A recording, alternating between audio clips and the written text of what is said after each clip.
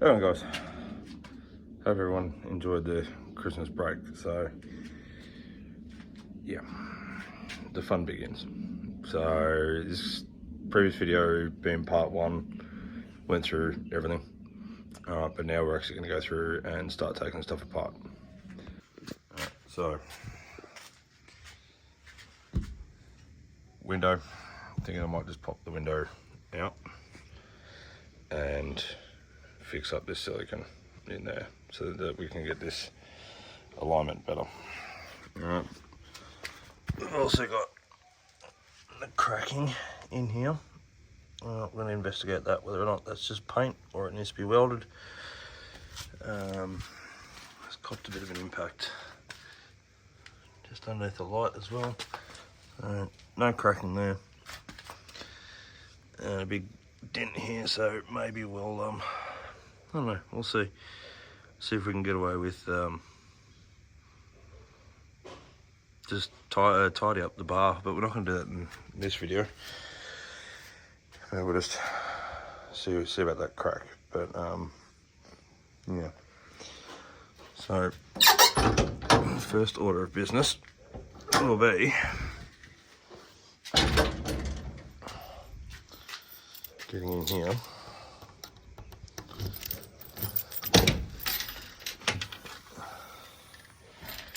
and removing all this.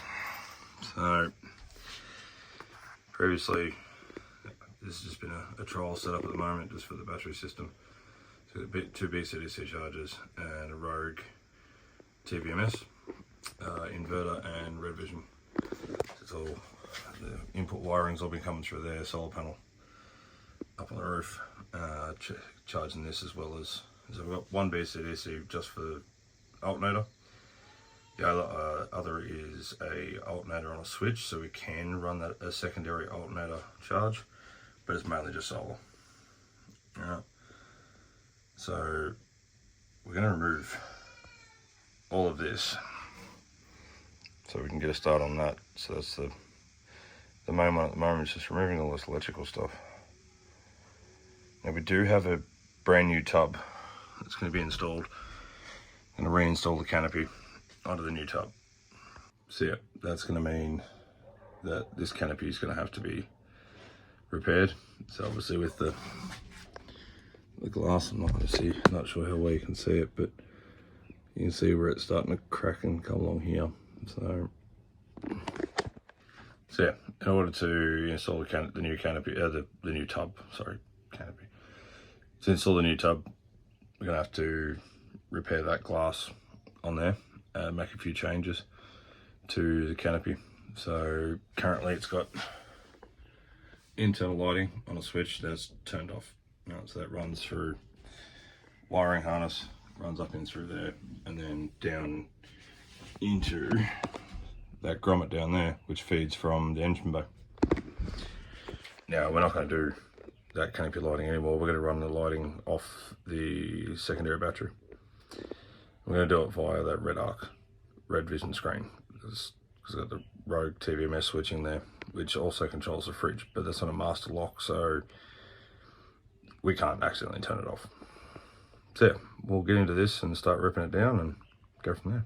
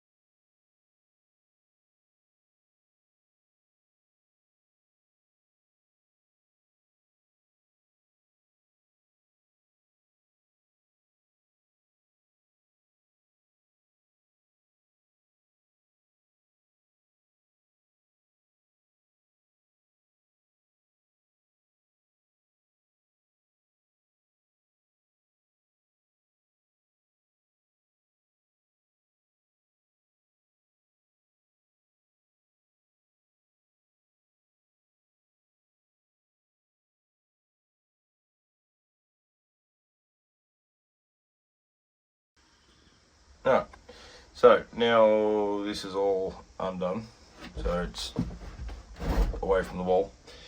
What we're going to have to do now is disconnect wiring. So you have to get all the inputs through that grommet disconnected. Remove the red vision screen.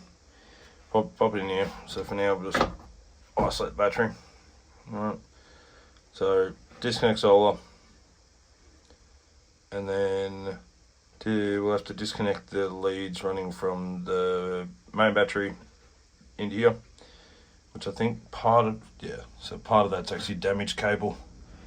That's actually under the car. Alright, that's right. So auxiliary battery cable for the alternator is ripped out. Fun stuff. So yeah, we'll go from there and catch you in a minute when we get that done. Alright, so here we are. Got everything out. So that's what's left of that wiring too. It was up in here for the light. Now we've got replacement lights going, one on that side, and one up in here. So I knew it was pretty scratched up, and I don't know how much of this was from when it was stolen, because this crap was thrown around the back here. But the new tub we've got is not going to be normal paint. So I was tossing up between a plastic liner, even a false floor. I was thinking about at one point to go on here, because obviously the fridge is going to be there and we're going to have a drawer here. But now that I'm rethinking the bar work, I may end up doing in here as well. Not sure yet. We'll see where that gets to, but yeah. So now I just got to tackle the all this crap, all this wiring, pull it back through to the engine bay, and then delete it. We're gonna have all new wiring anyway, running from the main battery up into here. So thinking of a different way to run in this power rather than through that grommet up the top here, because it's just too hard to get to. So it may end up just coming in through the wheel arch here.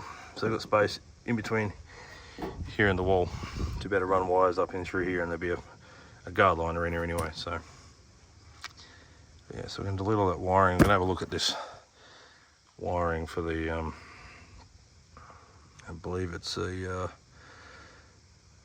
tow harness. Yeah, tow harness. Just looking at the colours on there. So that's your power to your module, which is up in under there. Not sure how well you're going to be able to see it, but the module sits up in there for the tow bar wiring. For the tow wiring. So if we have to, we can repair that. That's not that hard. Just delete all this other wiring that doesn't need to be there. So yeah, we'll crack on with that. Maybe even remove their side steps today. Not sure yet, but we'll see how we get them.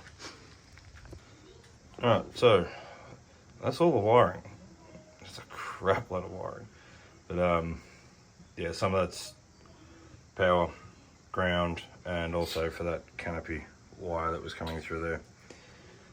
So all I can say is thank God for conduit, because God knows how many electrical bloody cables would have been snapped or bloody worn out or whatever. But yeah, so that's where we're at.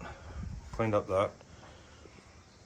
Tossing up whether or not we do the window today, or we're just going to wait on that. Well, yeah, we'll get back to you in a minute and we'll show you what we're doing next. Alright, so started getting into the rear bar. It's going to take a little bit of work here.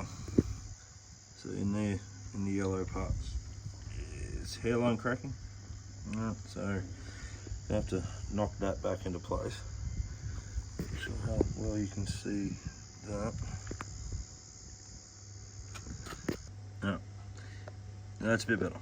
So in here, in there's a big crack appeared, and this is actually pushed out, so we're going to have to knock that back up against there and then weld in there. I have noticed in here cracking on the end as well, so what I might do is just grind that back fully, weld it in there. Probably do the same thing on the other side. But other than that, the bar's held up pretty well. It has copped a huge hit on that side. I'm not sure if that was there when I got the vehicle and it's just widened it, but there has been a couple of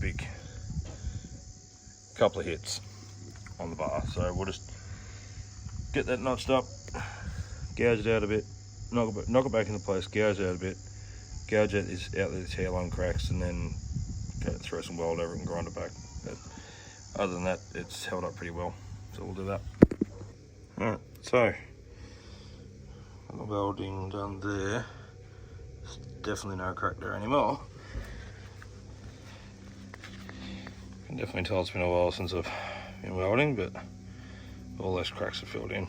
And there, just a bit of pitting there that from the welds, but reinforced the absolute crap out of that one because I noticed some hairline cracking in the ends as well as under, just so reinforce that. It's obviously a lot thicker weld in there than on the other side, but in on there it's fairly strong welds. Oh, so I reckon I might leave that there. We'll catch on the next one, but yeah, it's taking a little while, but it's coming along. Well, yeah, catch the next one. Thanks, guys.